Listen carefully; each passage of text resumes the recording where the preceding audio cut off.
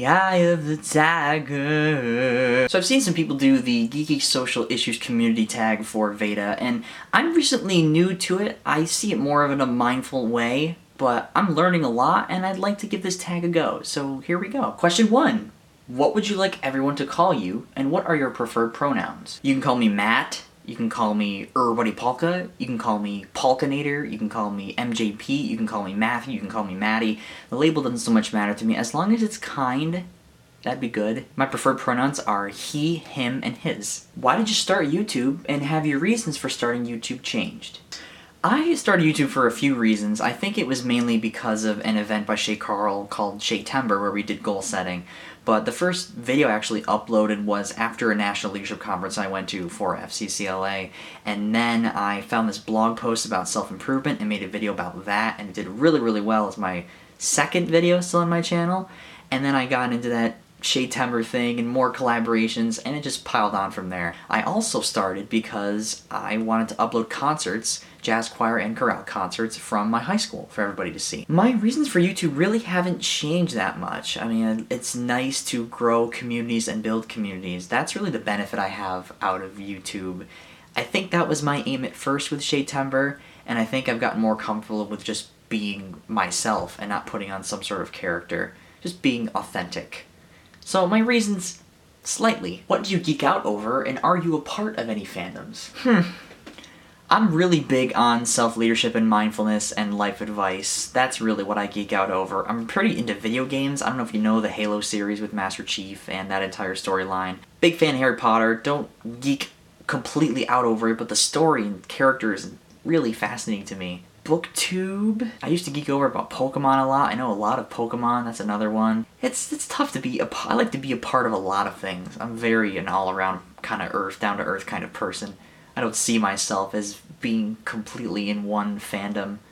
Being the mindful person that I am, talking about mindfulness all the time, I could probably be a pretty great part of just about anything if I put my mind to it. What social issues do you talk about on your channel? As a newcomer, I really haven't discussed a lot of social issues, but I'm starting to grasp more of a knowledge of the disparities and the spectrums and sort of the issues that need to be discussed and voiced. And it's really interesting. I've talked about YouTube culture before.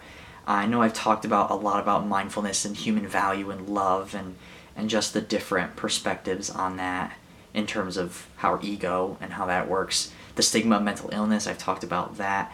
I tend to take a very broad, mindful perspective on things instead of being very specific and detailed about recent events, things that have happened. That's what I'm starting to get better at by watching people like Paul and Francie and Ruby and Rowan and all the people that have done this geeky community social issues tag. It's a lot of knowledge involved with it on recent events, and I tend to focus a lot on the big ideas. So you could say I'm insightful and wise on it, but not very educated on the topic. I see the importance of the disparities, and I don't often know all the details and examples. That's where my perspective can come off as too broad and not educated enough. Is there some sort of social issue or element of geek culture that you wish was more focused on YouTube? I think a lot of the recent discussion about identity and the mind and the stigma of mental illness and the disparities on privileges that we have, I think those are really important. I'd like to see diversity, more perspectives. That's always great.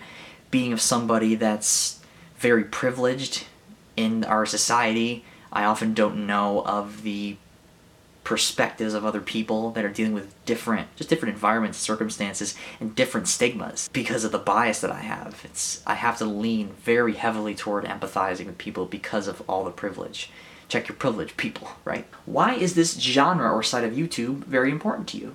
It's important because it voices these disparities and it really breaks boundaries and shows you how much diversity there is on a platform like this and the ability to express and voice those opinions and state the truths inside the diversity, inside the constants within the variables. It's very important to me to see the truths in different perspectives, because when we have those differences, like I've said before, we tend to separate ourselves from those differences and not want to learn and understand, but label and judge and not want to understand Plus, it's important to geek out about things that you really value, and I'm learning more and more to love everything that people value that is genuine and authentic, and about being an awesome human being and expressing yourself in a healthy way and being comfortable with what you like and what you value. That's always important. And talking about, discussing, that's important too. And that's what this is for. Building communities with these values. Are there any channels in the Geeky Social Issues community that you would like to recommend to the wonderful viewers? Just to name a few, I'll put them down in my diaphragm below this wonderful face. Paul, Francie, Ruby, Rowan.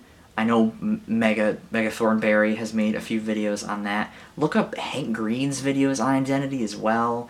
There are a lot of people. There are probably more in the doobly-doo, in my diaphragm, than I'm explaining right now, because I'm going to sit down and actually list them out. So I definitely take that into consideration and open down the diaphragm unbutton thing and go look at that list. And I wanted to bring this up quickly. I was reading about mindfulness from Eckhart Tolle and thinking about diversity and the disparities and white privilege, just something that can cause me to be biased if I let it. It talks about the collective pain bodies that certain minorities have experienced over the past thousands and thousands of years. Maybe not thousands, but more like hundreds and hundreds of years.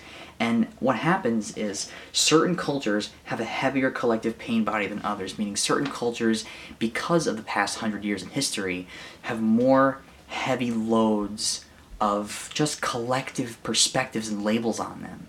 And this is something that I don't experience. I have to educate myself on this. But this includes people that are disabled, this includes African Americans, this includes people that have had things in the past in terms of history that have affected the entire perspective on them. These different minorities that don't often get a voice because of this collective mindset.